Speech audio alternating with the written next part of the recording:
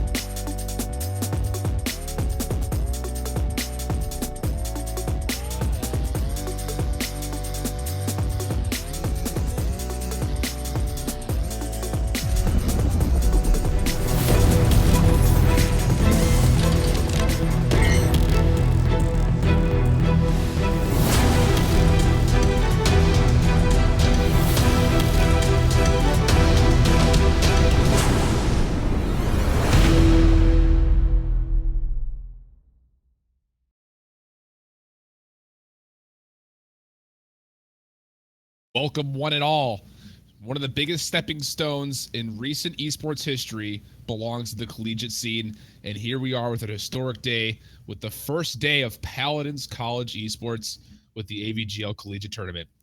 $10,000 on the line, a LAN involved, and on top of that, we're going to see some of the premier teams and some of the premier players to match up in Paladins. I'm Alan. I hold shift on a Frio, and we are going to be working this through with two matches from the first league season of everything going on with the AVGL Collegiate Championship.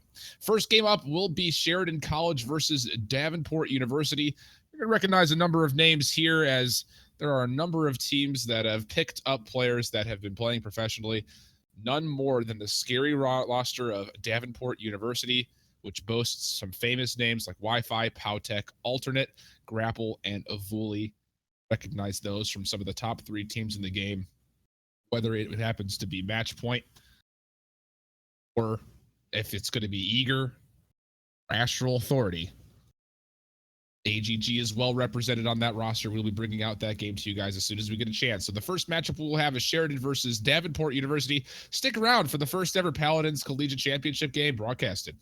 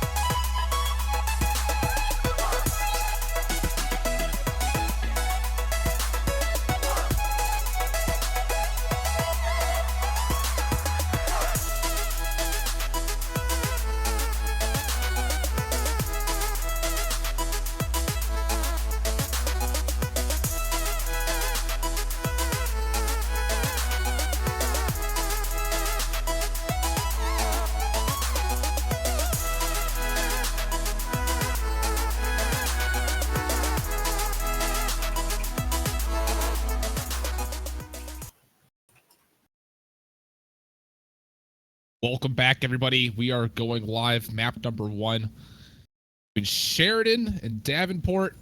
Should be a good one, as Davenport is one of the premier teams as we take a look at some of the teams to look for here in the AVGL Collegiate League. And we've seen a lot of interesting meta changes throughout the last couple of weeks since the patch for OB44 has dropped, and that has usually resulted in a lot of preference for Ying, and that seems to be the case as Ying is the first overall selection for Sheridan, who comes into this game having first pick. Davenport to respond, they decide to pick up 2 strong frontliners in the Makoa and the Ruckus.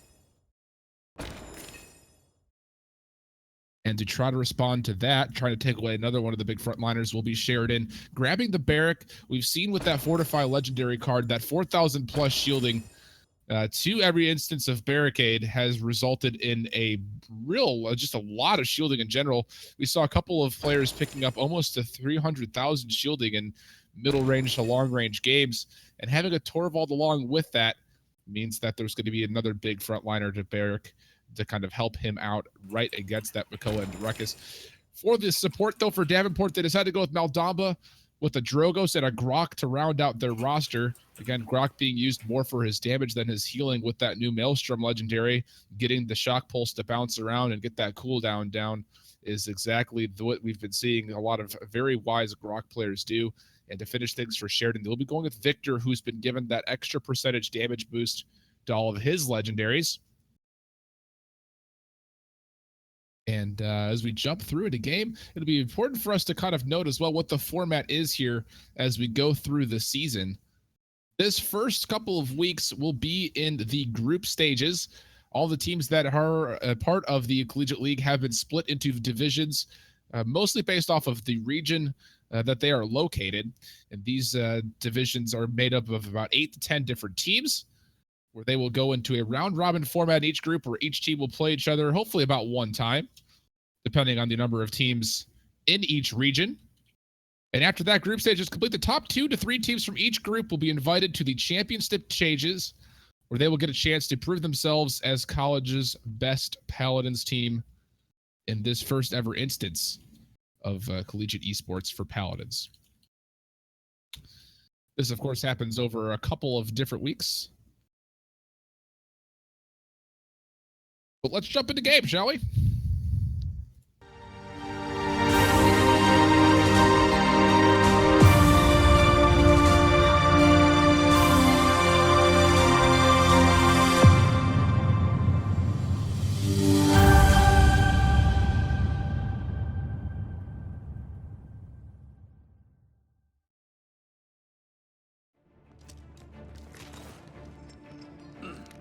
Map number 1 will be Frog Isle. Again, it'll be Davenport versus Sheridan.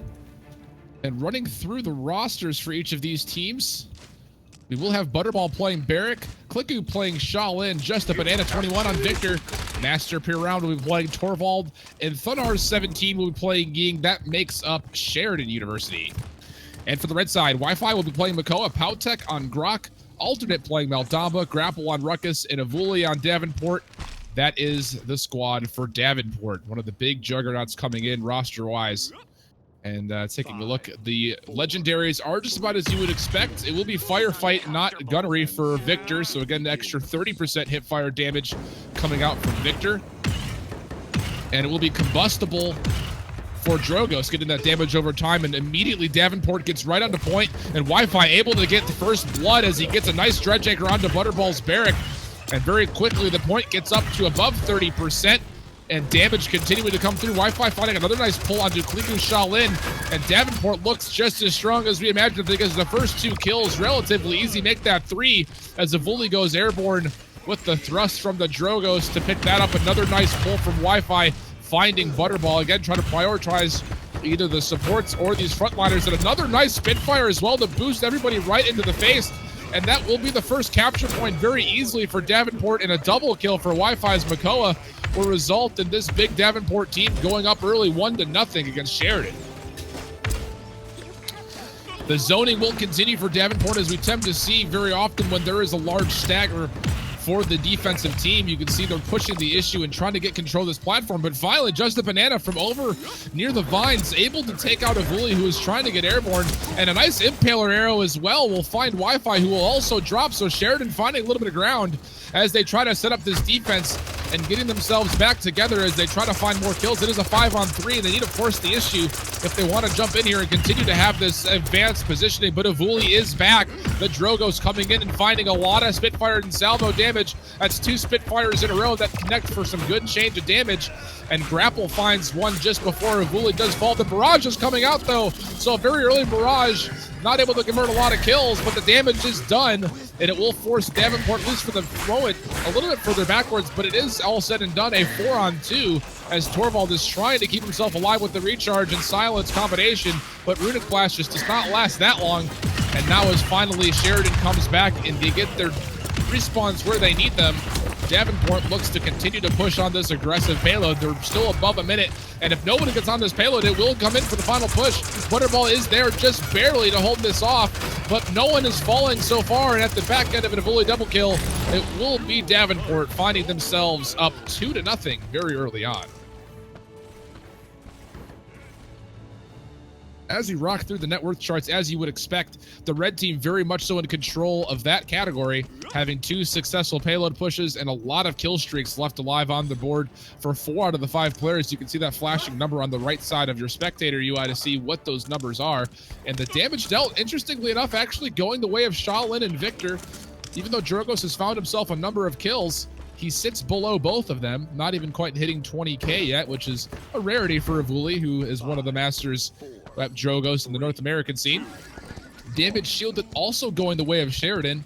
That's not the issue, as seems to be the big issue at the moment, is keeping everybody alive for as long as possible and coming at some kind of a plan of attack to either defend or to get on top of the payload or capture point.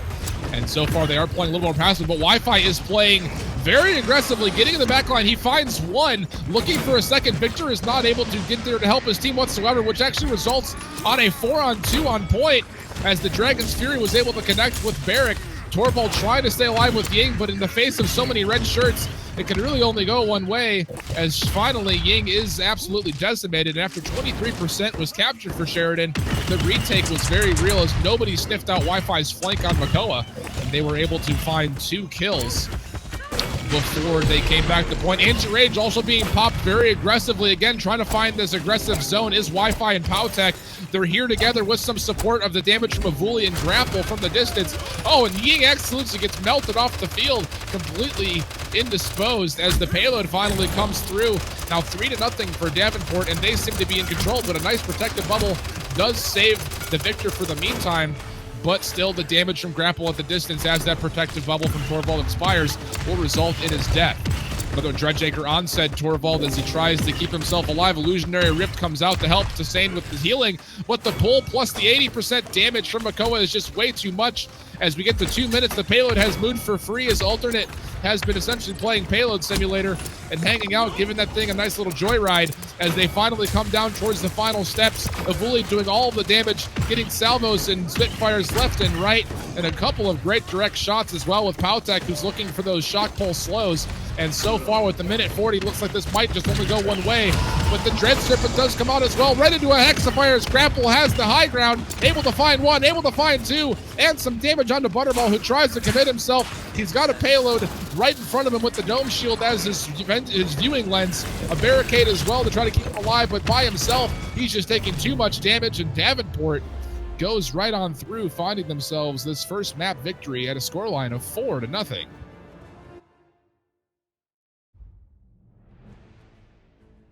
Taking a look back over to the score screen, as you would anticipate based on how that game progressed, it is all Davenport.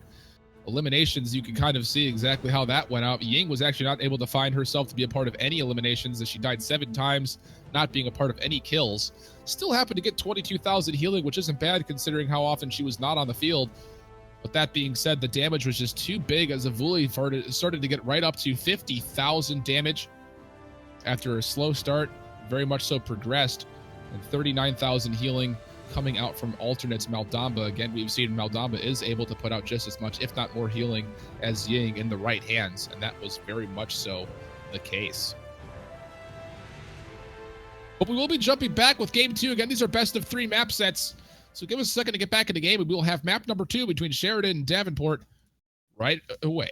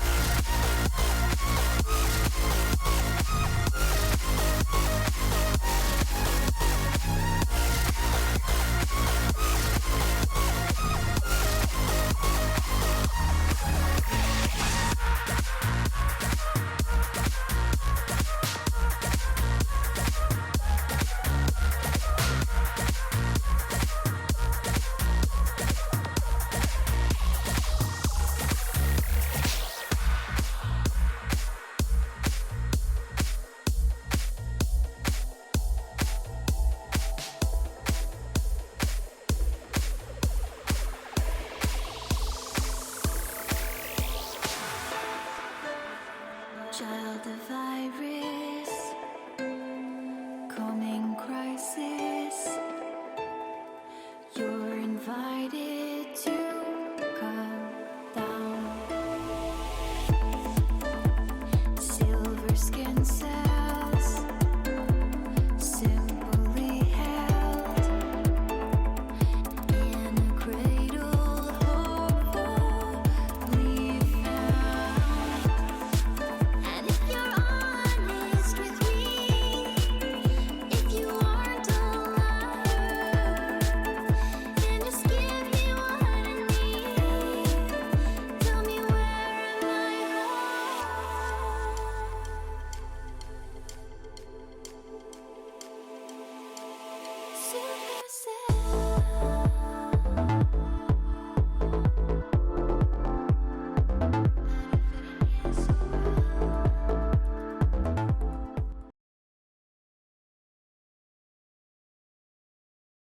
Welcome back, one and all. We are continuing on with Sheridan College versus Davenport University. The map here will be Jaguar Falls.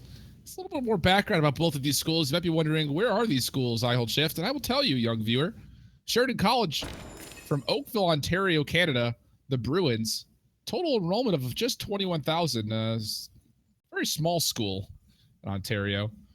They will be coming in with the second pick this time, and the Davenport, their mascot is the Pounce the Panther, and that is a school based out of Grand Rapids, Michigan. They will have first pick. They find the Ying first and foremost. Again, the priority still sticking with it as Sheridan College responds with Grok and Makoa.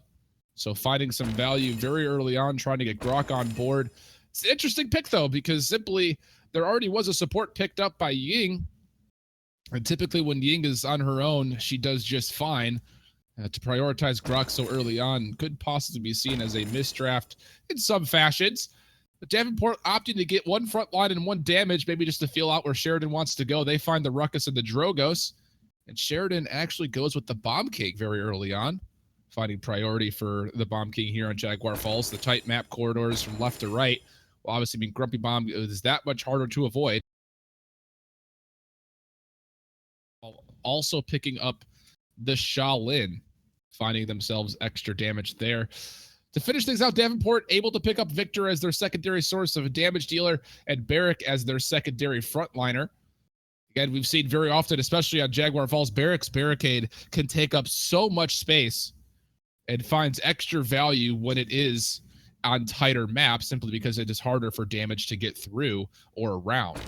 Pip is apparently possibly the last pick for Sheridan. That will be the case. So again, being very smart here is Sheridan, as they are knowing that Grok by himself may not be able to fully support. So they're able to get some help from the healing potion of Pip. So Sheridan, who's down one, the Bruins are going to have a chance here to come back and possibly throw a double sweep, but they were swept themselves at a score of 4-0 on Frog Isle. And as we continue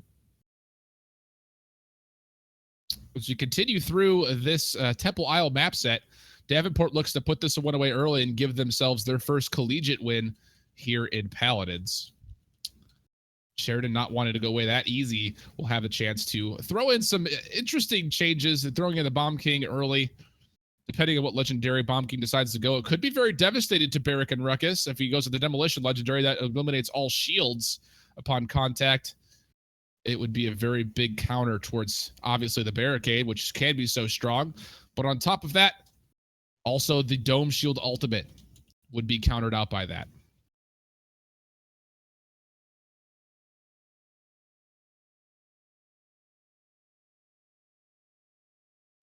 And we'll be coming into game here just shortly. Again, map number 2 between Davenport and Sheridan. It's coming up now.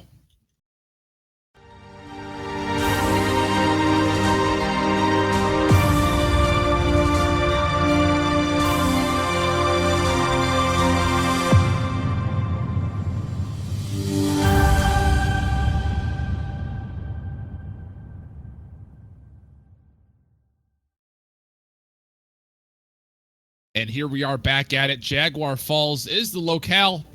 And running through the rosters, they have switched the colors that they will be rocking So on the blue side will be Davenport University. Wi-Fi will be playing Victor. Avuli once again playing Drogos. Grapple on the Barrack. Powtech will be playing Ying. And Alternate will be playing Ruckus.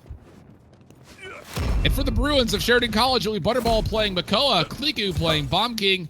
Master Player Round will be playing Pip. Just a Banana 21 on the Shaolin. And Thunderaz 17 will be playing Grok. So a switch up. Kliku not playing Shaolin this time. Just a Banana will give him a go.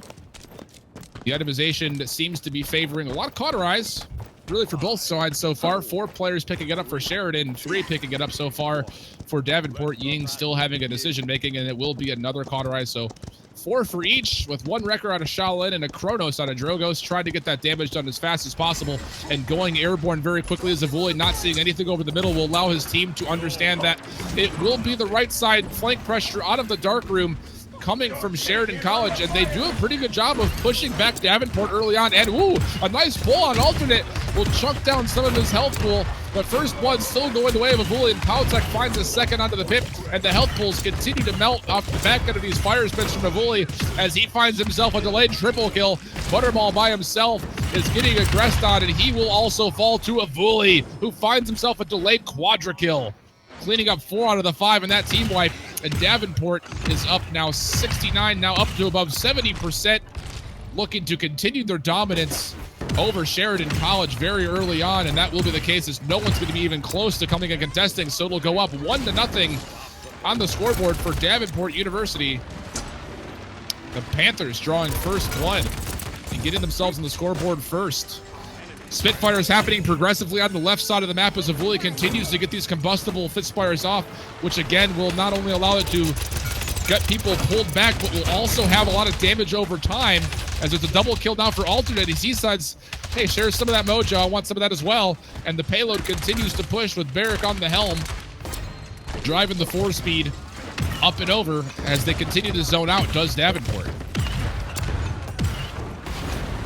Sheridan looking to reestablish themselves in some fashion. There's a nice opportunity on the perspective right side of the map for them as Butterball is able to convert onto Wi-Fi. So now a 5-on-4 if they can just stay alive. Ooh, a nice pull again from Butterball onto a nice target in Avuli, but the damage is not there to follow up, and Grok falls just before Shaolin's able to eliminate Drogos, but still Makoa at the single front line is just not able to hold up, and without any more contestation, it will be Davenport getting a very quick payload push, just taking in above 2 minutes and 50 seconds as they go up 2-0. Davenport showing very, very quickly why they are potentially, on paper, one of the best teams to look out for in this collegiate tournament here in Paladins. Net worth chart, again, favoring the blue side, as you would expect it to do, and 30,000 damage thus far, and that was in under 2.5 minutes of total actual gameplay from Avuli on Drogos, finding himself early, hit a little bit of a slow start in the last game. Not the issue here as he gets above, well above everybody else. 29,000 damage worth above the next closest. Damage shielded again. Barrack so dangerous with that Fortify card. And that is exactly what it is. That legendary giving 4,000 plus HP to that shield.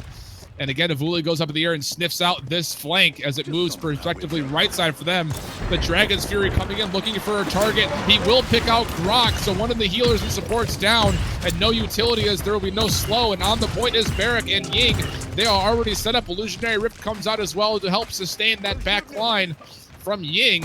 And as the rotate continues to move now through the Sunroom, Wi-Fi picks up 2, but Evil Mojo on point, plus the Grumpy Bomb, but no one's found. Hexafire right behind, but it's Wi-Fi taking up all the glory, not even playing a frontliner as he tends to do, getting a triple kill on the Victor. And as they chase down the delayed Grok, it will be another kill and another point. And the meanwhile, going up 3-0 is Davenport University. Again, with that extra aerial assault, so dangerous to have Ruckus anywhere on the map that's not on the ground. He found himself up on top of this little middle bridge. And that's very dangerous for him to be there, as he could absolutely shred down on people from a very safe location. As you can see, him plus Avuli have just absolutely been scouting everybody out and finding the damage as Powtek converts the kill as he gets a little bit aggressive with Ying. And Shaolin also falling low will find the bad end of a rocket from Avuli. And this is all Davenport right now, although Sheridan does find something to gloat about as they find Wi-Fi, who had previously had a big killing spree against them. But it only lasts for so long as the payload, set up with 2 turrets from Grapple, continues to move its way into the Sheridan College base. and not looking good right now for Sheridan as they continue to find themselves in odd man situations. The Ancient Rage is countered immediately by the Dragon Punch, which was channeled right in front, and a King Bomb misses just about everything as now the barrage from Wi-Fi comes out to get some burst damage. The Dome Shield just for a little bit of BM, and Davenport University out of Grand Rapids, Michigan will take their first victory home with them at a scoreline of 2-0, 2 straight 4-0s.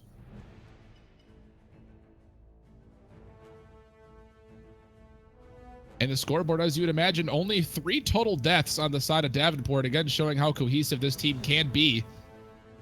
And on top of that, in under 8 minutes, or just about 8 minutes, Avuli finds himself at 61.6 thousand damage very, very quickly on the Drogos. And nothing really to boast about too much coming out of Sheridan as they found their way back towards that 4-0 sweep. So 2-0 goes the score. Davenport finds themselves a first win here in the group stage. Sheridan left on the back end, going to need to find some traction against some of the other teams in their region if they want to have a chance. Again, the format is a round robin style for the first couple of weeks, followed up by the top teams from each of those divisions going on to the championship bracket, where they will get a chance to potentially make it to the top 2, where the prize pool is really split up. $6,000 and $4,000 split up between the top 2 teams. Big money there.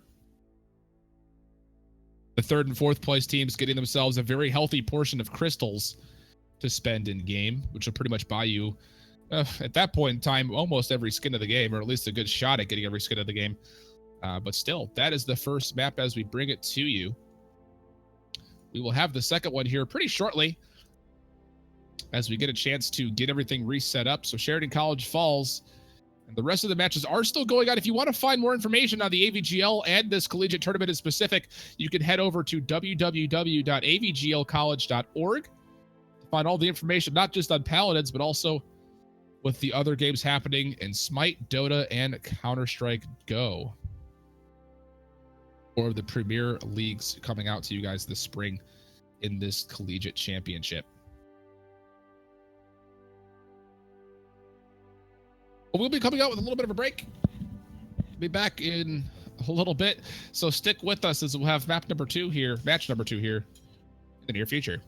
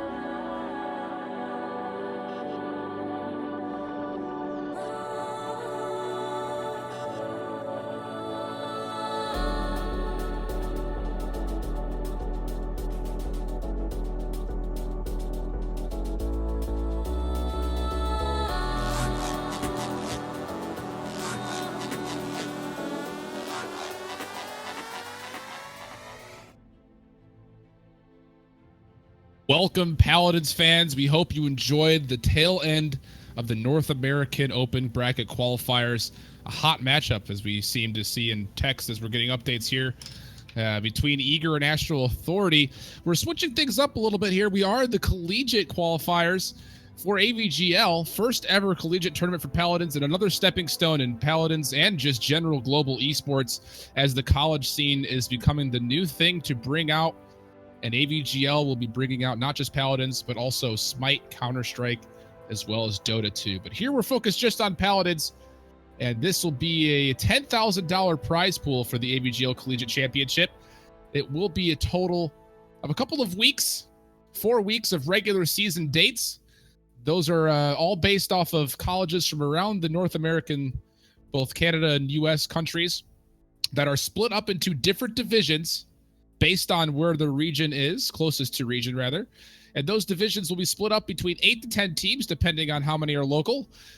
And those will then go into a group stage where they play in a round robin tournament where they get a chance to play just about everybody a single time, sometimes twice, sometimes not at all, depending on the number of teams in each region. And after this group stage is complete, the top 2 to 3 teams from each region will be invited to the championship stage, where the top teams will then go up into a playoff bracket, very similar to how you would expect like a March Madness to run, with the grand finals happening in the first weekend in April. That will be held in High Res Studios in Alpharetta the same weekend as the Spring Masters tournament. So a lot of Paladins action is coming your way over the next couple of weeks. We have brought out one game so far between Davenport University and Sheridan College, where those teams were met up, and a lot of people have been sitting here and saying that this Davenport squad is possibly the biggest one to contend with, as they boast a lineup of a lot of top-level pros, including Wi-Fi, Powtech, Alternate, Grapple, and Avuli. You'll recognize a lot of those names from the scene in Eager, Astral Authority, former Matchpoint, AGG, well, now Grapple actually playing on the Noble Esports team. They seem to be the favorites going in, but some of the teams that may be able to compete with them, Rowan University out of New Jersey will be the team that is looking to go up against another favorite team in Georgia Gwinnett College out of Lawrenceville, Georgia. Both of those two teams will be playing later on tonight, right around 7:30, and those rosters include a number of other players, again, from the top teams in North American competitive play, including Shady Shade, Z1 Unknown, Fire, who we saw play earlier today, Jake B, Zentrix, Korikins. All of these players very, very well veteraned in Paladins. I've been Alan, I hold shift on a Frio, bringing you coverage of the cast. Brandon Rude Rookie is behind the helms, rocking the production. So we will be back. This is, again, just the first day, and they will be playing 2 matches each day that there is competitive events. So this will be going into the second matchup for most of these teams. Georgia Gwinnett University previously just came out of their first match, beating Marywood University, and Rowan University defeated the Penn College of Technology earlier today. And again, between the 3 teams that we've previously mentioned in Davenport, Georgia Gwinnett, and Rowan, these are 3 of the top favorites as they move into the championship brackets as they get their way through the groups. We'll see what this has to do, as a lot of them are in the same region. So only so many will be able to move on, but we'll be taking it to a quick break. We'll be bringing you guys out the next match as soon as we possibly can. So stick with us as we have Collegiate Paladins on the table for you next.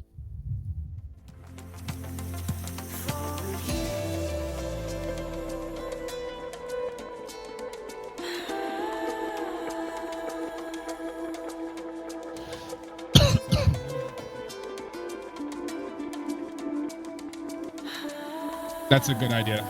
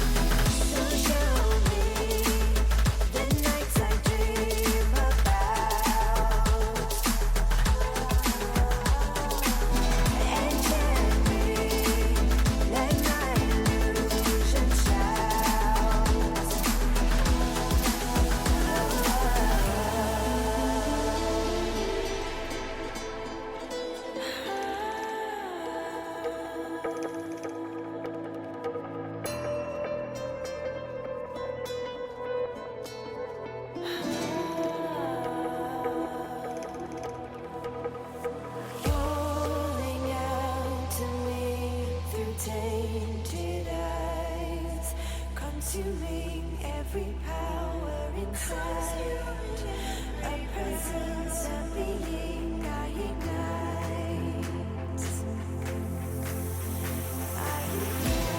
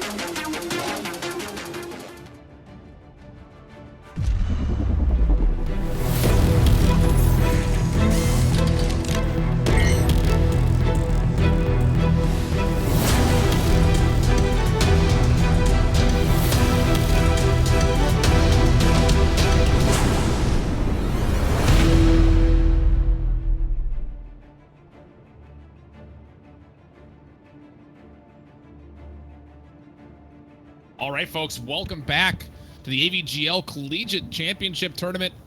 Paladins is the game in the spotlight, and the two teams that we're going to bring up to you guys as we fill in for another match will actually be Richmond Community College versus Clark College, pardon me, up in Vancouver, Canada. Total enrollment of 16,000. This is another team that we mentioned the top three that we think that might be in there, but another squad to keep an eye on that has a number of notable players is this Clark College team. So we will be bringing out this coverage again. We will be on Jaguar Falls of this best of three set as we're anticipating the Rowan versus Georgia Gwinnett matchup later tonight. Again, I am Alan. I hold shift on a Frio, bringing out the broadcast with Brandon Rude Rookie, who will be rocking the camera and production on his end. So we'll be jumping into this game here very shortly for you.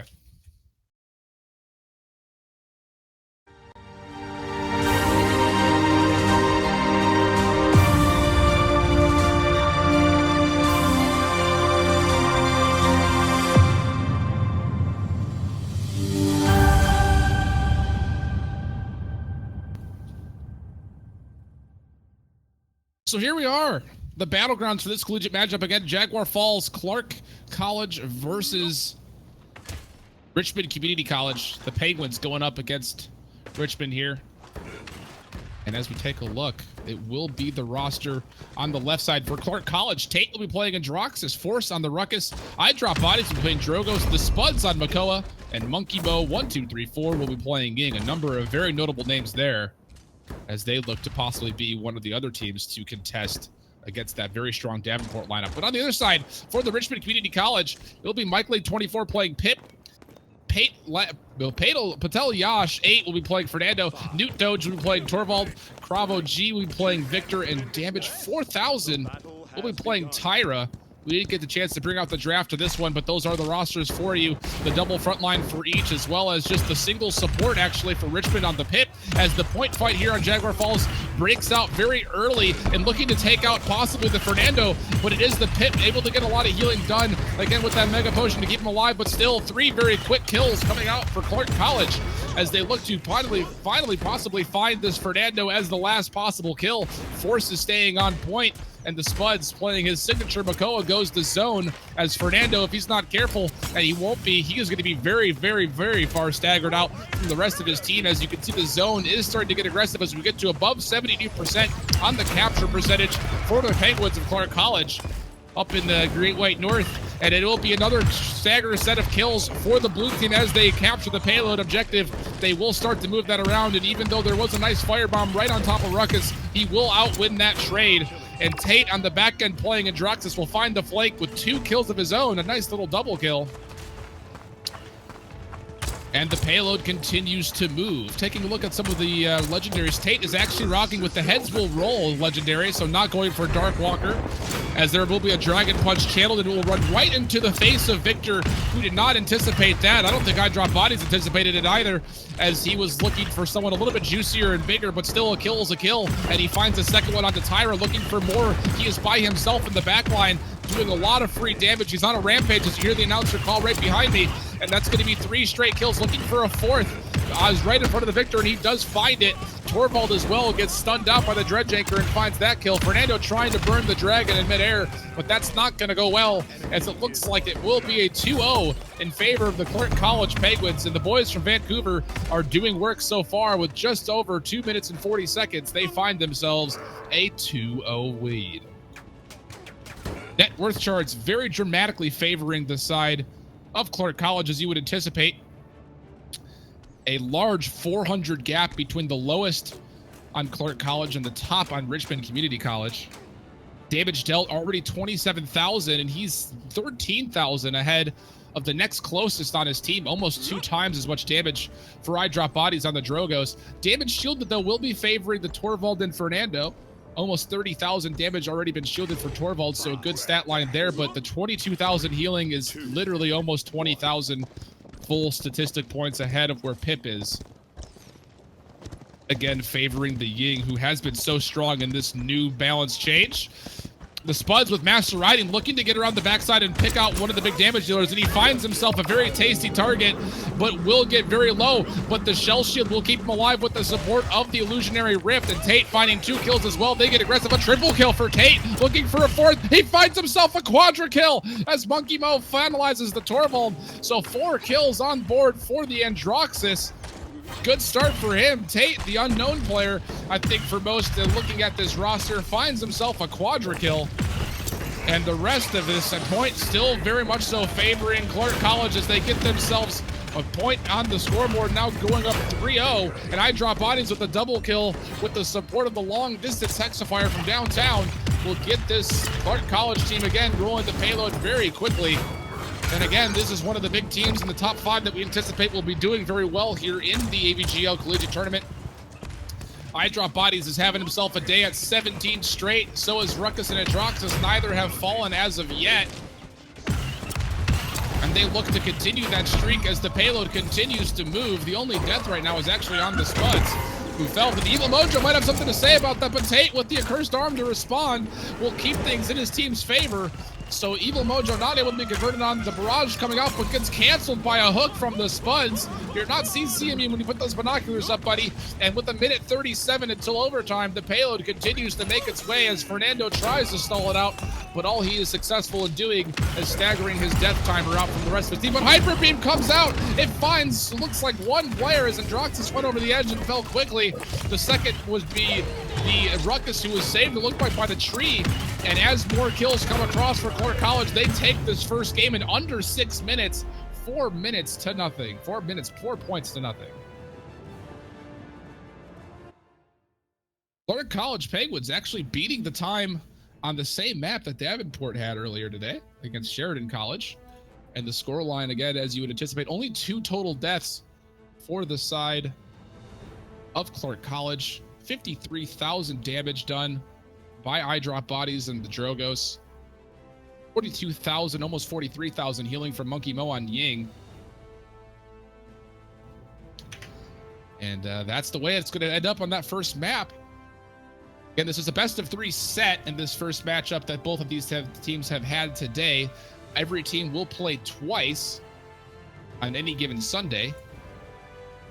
No reference to the movie there. And we'll be back with map number 2 as we get this one rolling. Again, the best of 3, we will have that out to you as soon as possible between Clark College and Richmond Community College in just a minute.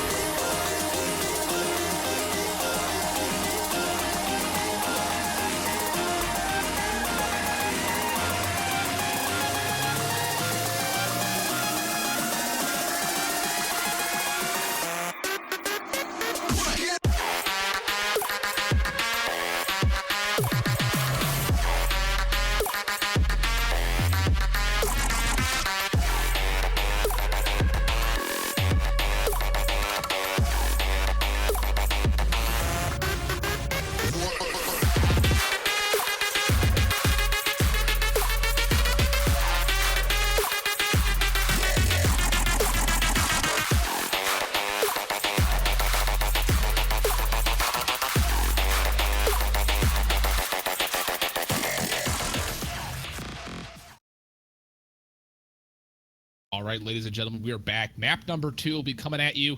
We did catch the draft this time, as we will be on Stone Keep, and it will be Richmond Community College with the first overall pick, and they've highlighted on a Mave, interestingly enough, and it looks like that will be the first overall lock. We haven't seen much Mave in competitive play recently, and Clark College will be more than happy to take away 2 of the best players in each of their roles, with a Ying for support and a Makoa for the front line. That early Mave pick might be a boding issue for Richmond Community College, as there's a lot of counters in the game to Mave, ultimate-wise or just her mobility. If you can get a stun or a slow on her, she is a lot easier to pick apart with that low health pool. She melts very quickly. But it will be a Ruckus and a Bomb King coming out for Richmond Community College, and you imagine for a lot of these teams that are boasting some newer players to the game, they're picking mostly their comfort picks, try to perform as best as they possibly can. This is a very different dynamic that you see at the top level of the high-risk tournament. Clark College will opt to go with a Canessa and a Victor, so picking up 2 of the big damage dealers in the direct damage category to start things off. And Tyra currently hovered over as possibly bringing some more damage. Ooh, and Sky also hovered on. This will be the first time we see a Sky mostly possibly going for a full flank team, or not a full flank team, but a big flank team, and it is locked in. So Sky will be happening, boys and girls. Should be interesting to see how that one goes. Canessa is going to have a tough time if they're allowed these flanks. And at the moment, Clark College seems to prefer to go with what looks like a Torvald to get itself set up with another frontliner. That will be the case. So Torvald is incoming. And in case you're wondering, Richmond Community College, this is not the Richmond in Virginia. Richmond Community College is based in Hamlet, North Carolina. It is a part of the umbrella system of the North Carolina Community College system. So not Richmond, Virginia. This is based off the North Carolina. You may be wondering where all these players come from and if they actually attend these universities. The answer to that question is no. As long as they are close by and they fit themselves inside of a region, they can affiliate with the team captain's university of choice. That's how this system has worked out so far. So here we go. Stone Keep, map number 2, Clark College versus Richmond Community College.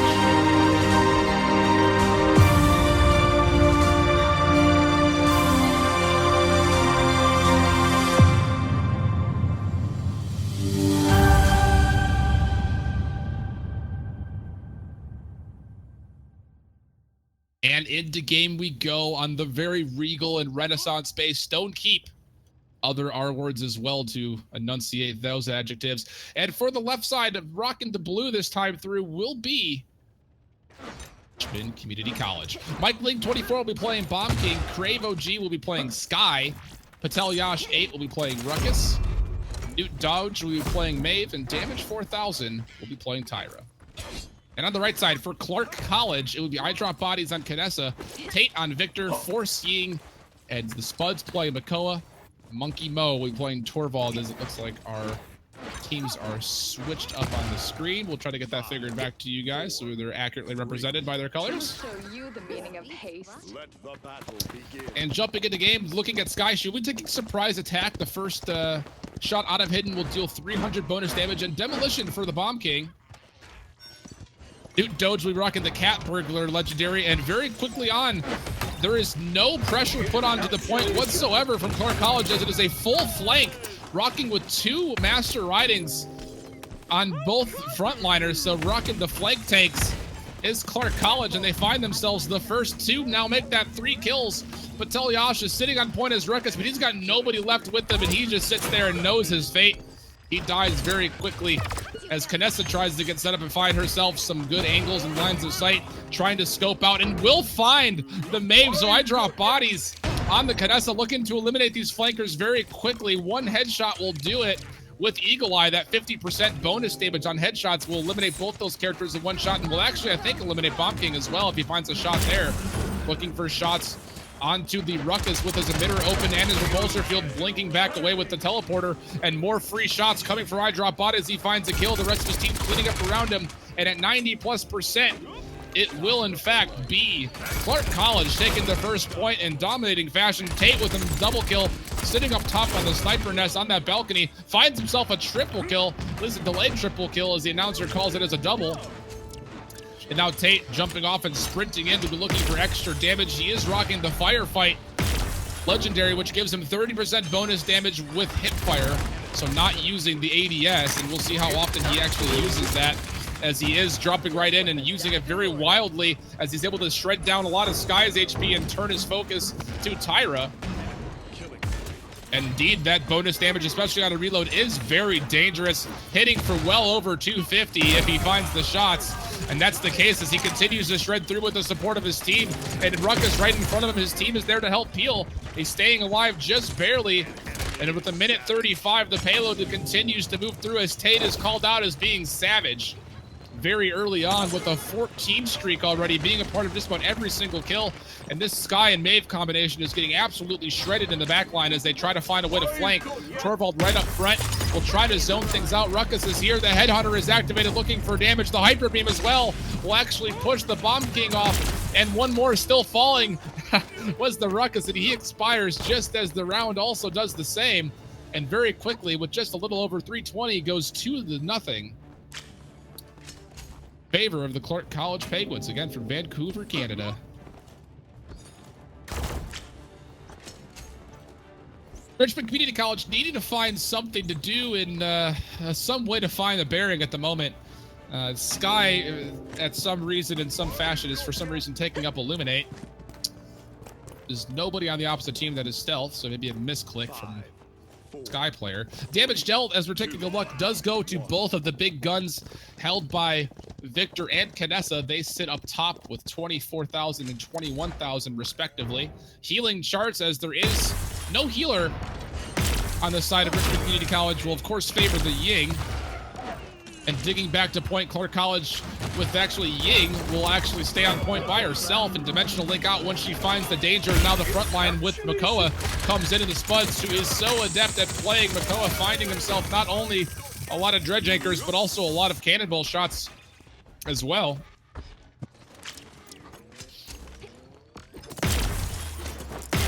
And with 60+%, it is all Clark College thus far, as it continues to be.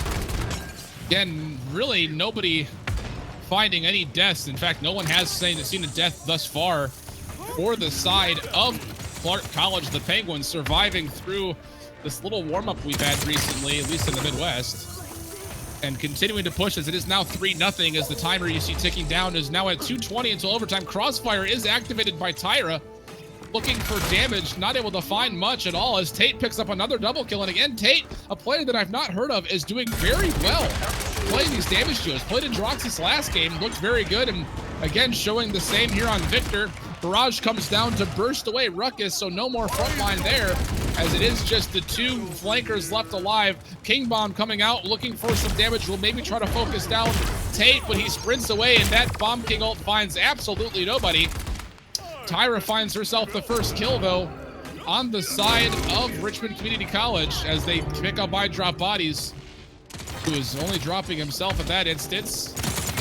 Illusionary Rift you heard being triggered by Ying, and again the payload continuing to move, and Hexafire right in front of the base, not finding a lot of damage. That's being mitigated by the environment and not necessarily any shields. No one contesting the point, and it will be another 4-0 in favor of Clark College.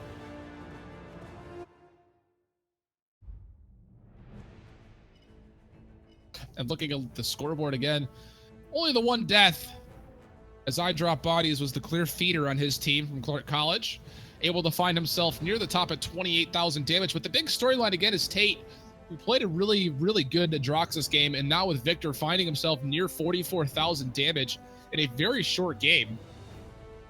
So good on him to really kind of show up in the face of having a lot of teammates that have made names for themselves in the competitive scene in one way or another, or at least in the community. Tate, the newcomer, able to get absolute domination rolling on these direct damage characters. And for the side of Richmond Community College, they're going to have to find a way to regroup and come back at their second match tonight. And you don't want to fall down early in these group stages. The last thing you want to be doing is clawing your way back as you start to get things figured out. So hopefully they come together and try to find some picks that work for them.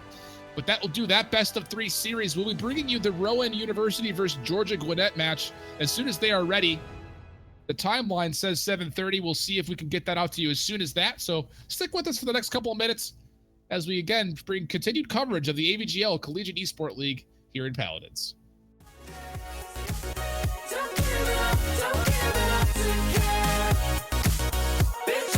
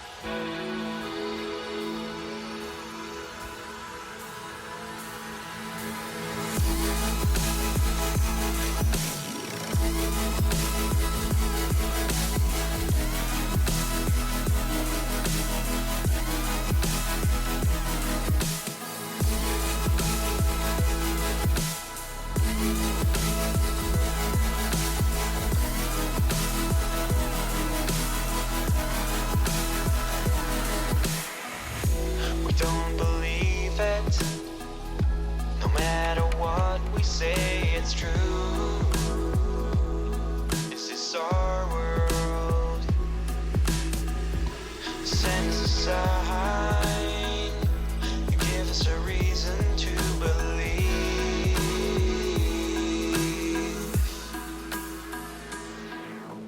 We don't believe it. No matter what we say, it's true. It's true. We don't believe it. No matter what we say, it's true. Is this our world? We don't believe it. We don't know where we are. Up on the mountains, we see the towers in the sky. Send us a sign. Give us a reason to believe.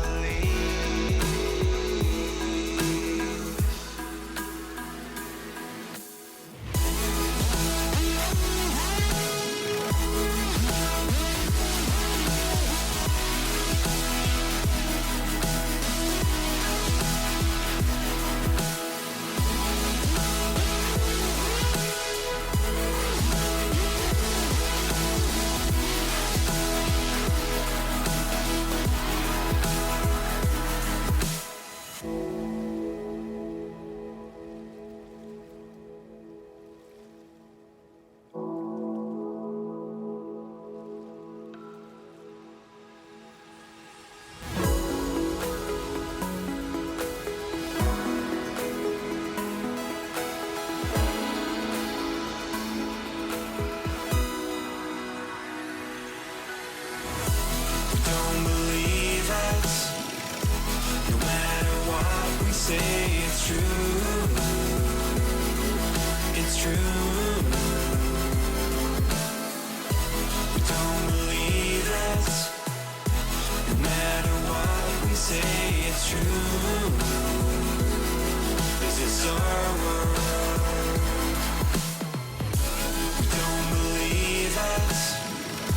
No matter what we say, it's true.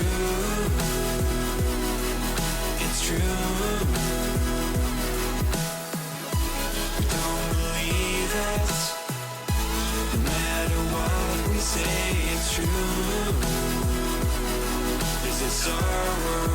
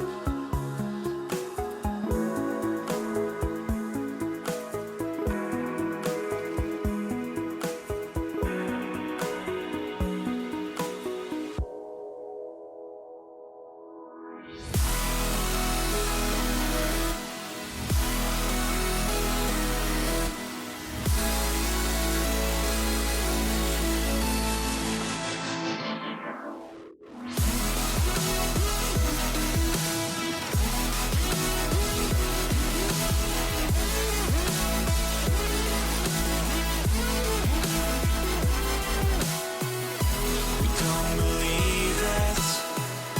No matter what we say, it's true.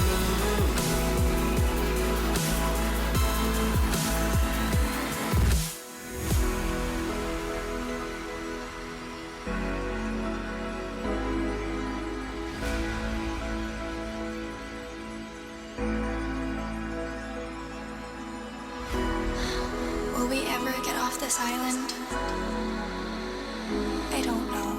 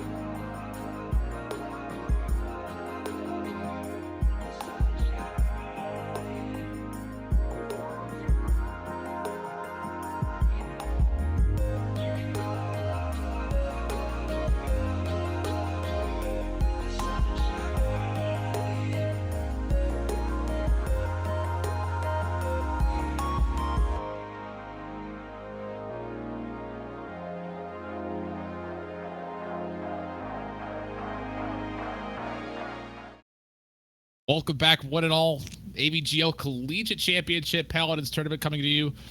This is the premier matchup we've been waiting for tonight. Two of the top teams, as we anticipate looking through the rosters, going up once against each other. Georgia Gwinnett Grizzlies against the Rowan University Owls. And the first pick going the way of Georgia Gwinnett, and it will be Ying. And again, a lot of these players, as we get into the game, you'll notice and probably recognize, as a lot of them have been playing today in the tournament earlier today for high res. Rowan is going to respond by picking up a double front line in Makoa and Ruckus. So opting to see what kind of a damage that Georgia may be going with, or frontliner to decide on what damage they want to go personally. Shaolin Torvald is the combination of both the damage and the frontliner that Georgia Gwinnett decides to go with. To respond, Maldamba is picked up for the support, a very strong support when it comes to helping out a Ruckus, simply because, again, if he does rock with the Spirits Chosen Mending Spirits buff legendary, he will be getting extra health into that Ruckus as quickly as possible. Victor is also being picked up, anticipating a possible Drogos, maybe. Besides that fact, Victor is just a really good damage dealer in general, as it will be a Barrack and a Nadroxus and then a Grok to finish things off. So no Drogos here, as we will be on Jaguar Falls as the first map. And it's interesting to see these kind of drafts go through. The Grok looking to put out some extra damage as well, likely with that Maelstrom legendary, which gives Shock Pulse that bounce, and that slow could be so devastating in the face of all of that gunfire coming in from both Ruckus and Victor. And meanwhile, Georgia Gwinnett looking to set up, again, Barrack so strong in this map with that barricade. It does very, very well in these close quarters to block off a lot of damage. So as we get a chance, we'll see what the Rowan Owls could do here against Georgia Gwinnett College. We'll be back with this game here. Map number 1 is coming right at you.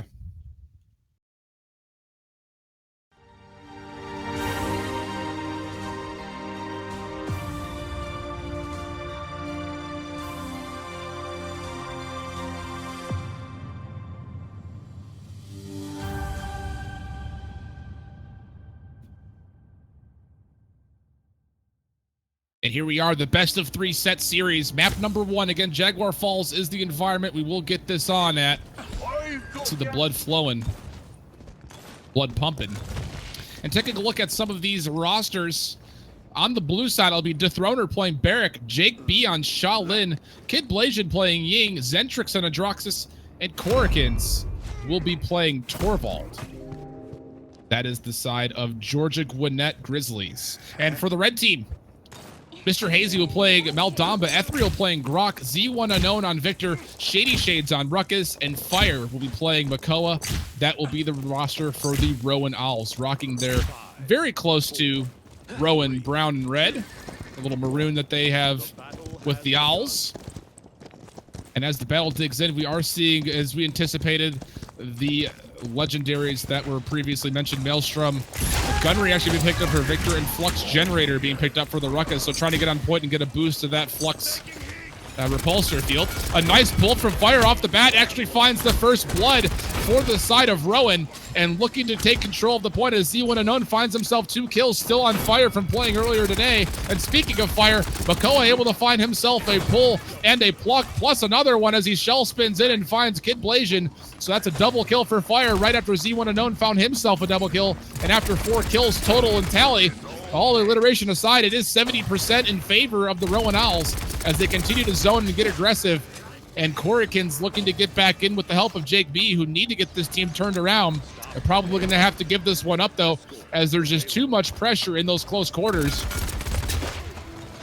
As they finally convert, Jake B does get his team on the board, though, with a kill on Z1 Unknown. That's a big one. Although Fire is right here, he gets a nice runic blast off. And now the blue team trying to come right back in as the Throner gets another one. Ruckus goes down as well, finding 2 kills for the Barrack. Zentrix pushing his ability up forward with the Dark Stalker, finding himself a kill and cleaning up and finding kills left and right. Is finally the side of Georgia Gwinnett, the Owls, asking themselves, who are you? And they're coming right back through and showing exactly what they're made of, saying that it's not going to go so easily as we get to 1:50 until overtime. It seems to everything be stalling out again in this little alleyway, this little lobby between left and right, very close quarters. And the barrage coming down in a very favorable position, but only finds connection of one barrage onto the back line. Everything else goes into the shield of Korikins Torvald, and he very happily steps out of that. gets around the corner and looks for a Ying illusion plus his recharge to get him back into his full HP mode, which is exactly the case. Z1 Unknown, though, meanwhile, finding perspectively for him, left side, 2 kills, will open up the backside, and Z1 Unknown pushes his advantage through his right side now, kind of spreading the field left to right is the Victor gameplay, looking for shots all over the map to see if he can find damage wherever he can. And with another pull by Fire, another kill on Korrigans. Torvald is usually the target of those dredge anchors. Again, that pull from Makoa is so big as far as initiating kill, and it's even bigger when it finds a frontliner. Zentrix gets himself a kill on the big damage dealer of Z1 Unknown, and now he's in the back line looking for some damage onto Maldamba, who is not paying him any attention and just focusing on healing up his front line. Very disciplined play there from Mr. Hayes, as now the rest of his team comes back and looks for the kill on the Zentrix. His reversal will help him get a couple of nether steps in, but still nowhere to go as he tried to inch forward towards the secret hall, and he falls to Ethereal's lightning pulse, lightning staff. Barrage once again coming out, but it finds all 3 blasts onto the, again, unfavorable target of Torvald, who soaks all that up with his shield, but still the focus on Torvald is successful. Shady Shades on Ruckus finds himself too, pushing the issue possibly on a third, but Z1 Unknown cleans that up, and Ying, who falls dangerously low, another double kill, and now a triple kill for Z1 Unknown, who's giving himself a little rusky dance for finding that one. It goes up 2-0 for the side of Rowan University.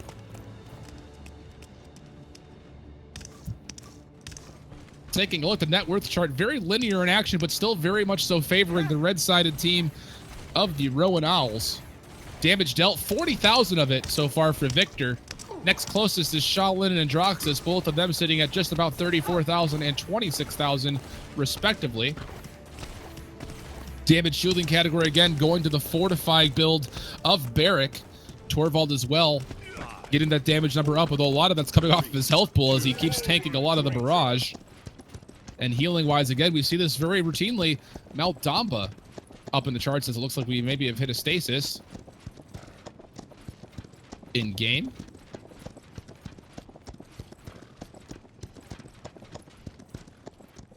Known spectator bug, which happens when the server is slower to bring us the information than we can get it live. So we'll be bringing out after the stasis comes out.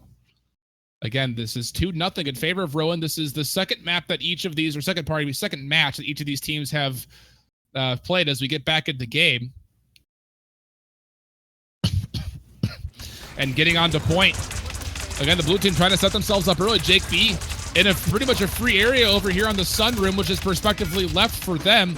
The Illusionary Rift also coming up to try to keep this team in swarm. And the Dread Serpent right at the very end of that channel. And the Tempest to try to give a little bit of a speed boost for the side of Rowan. The Dome Shield, the counter with the Ancient Rage and the Hexafire right there. The Throner trying to use Rocket Boots to stay alive, but he will not be able to do so. And Rowan able to come back into this, find themselves at a really great counter initiation at the very end of that Illusionary Rift from Ying, finds themselves all of the kills as they get themselves a full team wipe and now recontrol and look to aggressively zone. They're up to above 60% capture percentage already, and Fire looks for a pull. He just barely misses the outside of the knickers of Jake B, who will set up his planet and try to find some damage in, but at 90+%, it's going to be very difficult for this team to come back through for the blue-sided squad of Georgia Gwinnett as we hit another little mini stasis mode at the moment. And the Rowan University, Rowan Brown and Gold, coming through very nicely.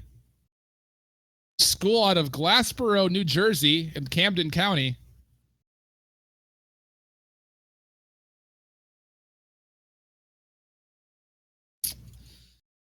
And the Georgia Gwinnett Grizzlies having a tough time so far. Getting themselves established based out of Lawrenceville, Georgia. We are back into game. And with 2:20, the payload has been successfully converted. It is 3-0 on the scoreboard in favor of Rowan University. The Profs, pardon me, not the Owls, they're the Profs. As I'm getting corrected on screen here. Another nice max range pull from Fire, who's been doing really well. And again, he's showed himself off very nicely. The high-res open qualifiers thus far, and showing himself here again in the collegiate level as he continues to find Dreadjaker after Dreadjaker on big targets, looking to set up another one possibly on the Barrack or the Ying by chance, but Ying already falls to Shady Shades, trying to get the outside of that barricade to pull in the Barrack, unable to hit that shot. was fire on McCullough. The barrage coming down finds the Barrack, though. And with a little bit over a minute 40, it looks like Rowan University might just push this one in for a 4-0 on map number 1. Cork into the Torvald falls very quickly. And again, the team play that's coming out of Z1 Unknown's team here is moving a lot more cohesively than Gwinnett College, Gwinnett, Georgia, as they look to continue to get this defense set up, but no one left alive. And it will be a red team victory as it shows on screen at a total of 4-0, a full sweep. The Rowan Profs.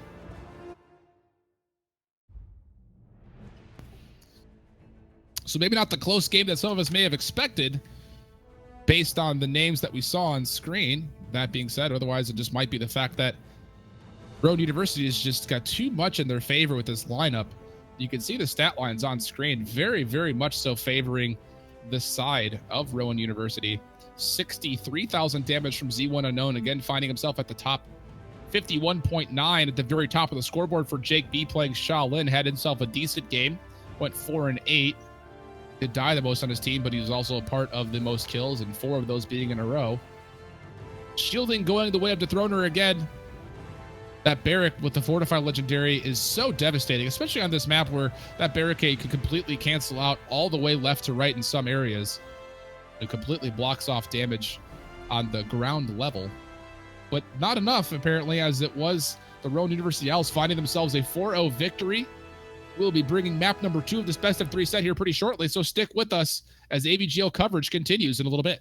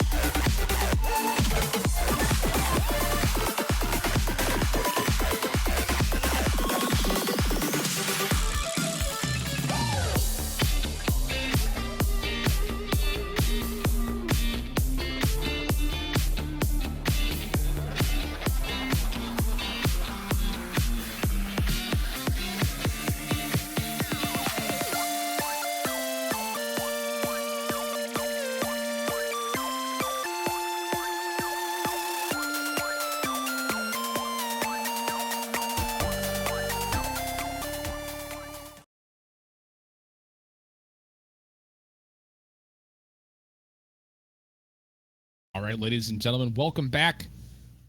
We're here with Georgia Gwinnett and Rowan University. Map number 2 of this best of 3. Georgia Gwinnett down a map at the moment, but they do have first overall pick, and they will opt to get the Makoa. If anything, maybe just to take that away from Fire, who played so well.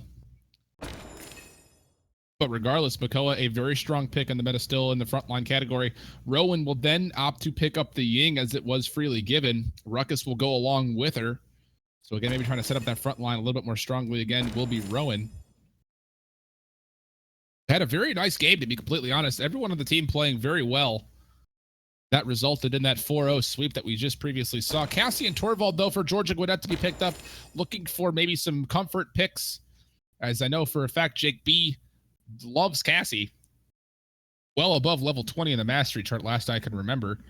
And to pick anything up for a damage dealer and an extra frontliner for Rowan, it will be Shaolin and Barrack. So again, not seeing a Drogos as of yet as Georgia Gwinnett.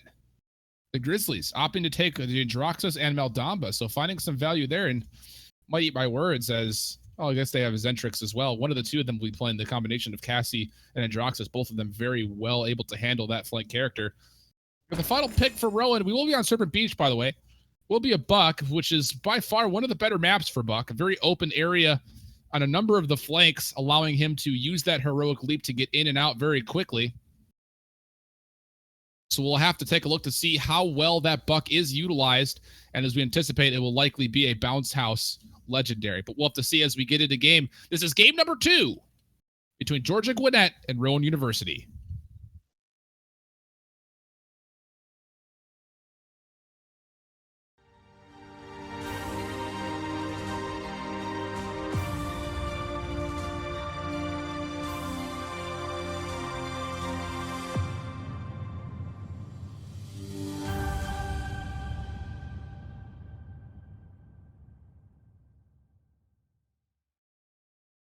And here we are, ladies and gentlemen, on the nighttime arena of Serpent Beach.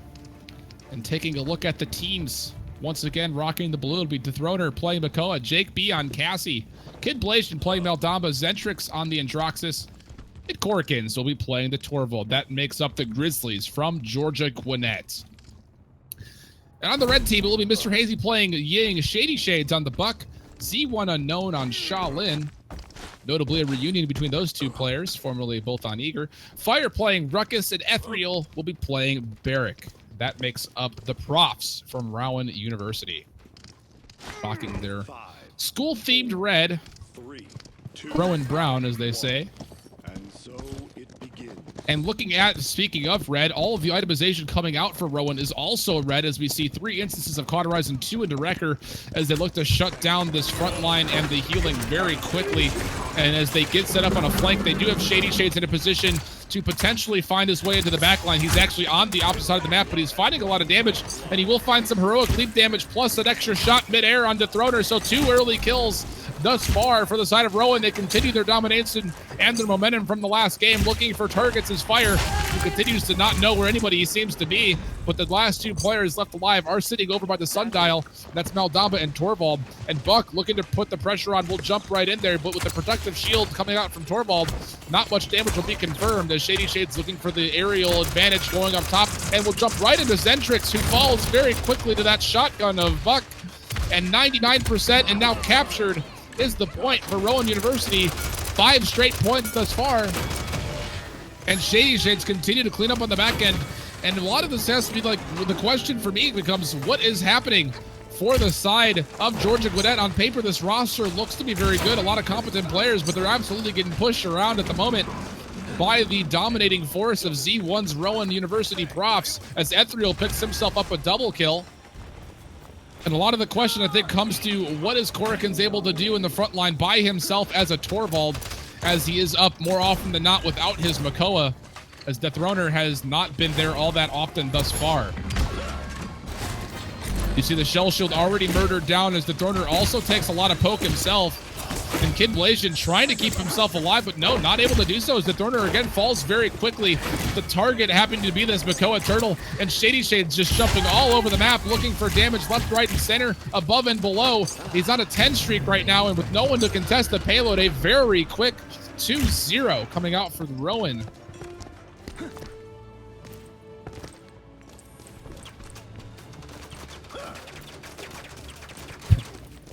As we get back in to take a look at the net worth. It is favoring the red side of Rowan University. The damage dealt also favoring the Shaolin on Rowan University as well. Cassie just below that at 16,000, and Shady Shade's finding himself above the 16,000 mark.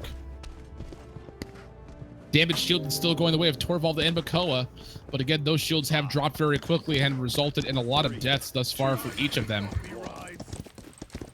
At least for Dethroner, who's sitting at 3 deaths himself. Corkins only at 1, but still no kills thus far for the side of Georgia Gwinnett, as Rowan University continues to push the issue. Hexafire right on top of the point. Again, Dethroner being the target as preference for Ruckus.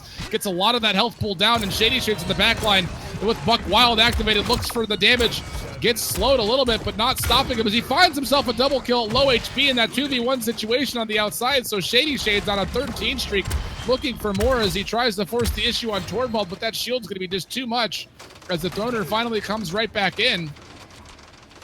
The Rowan Profs looking very strong to get this to a 3-0 as it is to 87+%. The Throner trying to get himself on point, but he's essentially by himself as there's been no real commit. Jake B's jumping in as well. They're able to find a couple of kills. No, just kidding. Fire finds himself a double. Ethereal finds himself two as well as Z1 Unknown cleans up the last, and with all 5 falling, the zone will move out as the payload spawns. 3-0 in favor of Rowan. And in the face of a pretty decent roster, Rowan flexing themselves right now, able to get a lot of damage dealt and continuing to play as a full 5-man force, playing very objective based, very rudimentary, and finding the holes where they have it. And still, big old goose egg as no one on the side of Georgia Gwinnett have a kill. A duel on the outside might result in the first one as Zentrix and Shady Shades are going at it, but Zentrix has to force himself out as Ethereal is right here with Z1 Unknown, and Shady Shades forcing the issue. Will try to convert, and he will do so. So Zentrix does fall.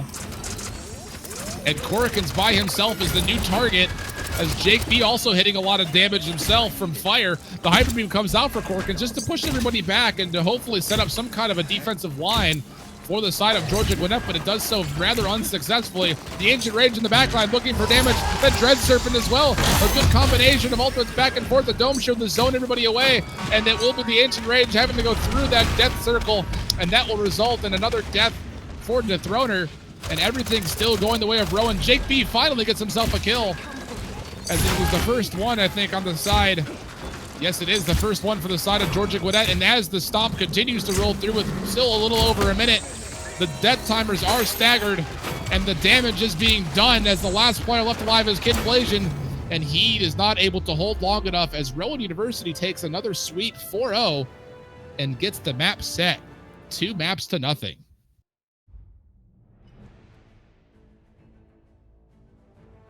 Not much to say on the score screen, as again, the eliminations only totaling 1 for the side of Georgia Gwinnett. Only 2 deaths in total for the side of Rowan University.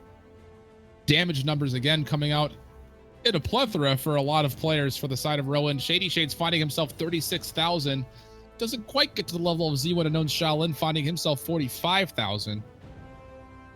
Shielding actually goes the way again, as it typically does, to a Torvald at 83,000. Makoa finds himself 48, but again, just not enough mitigation or healing there to keep themselves alive.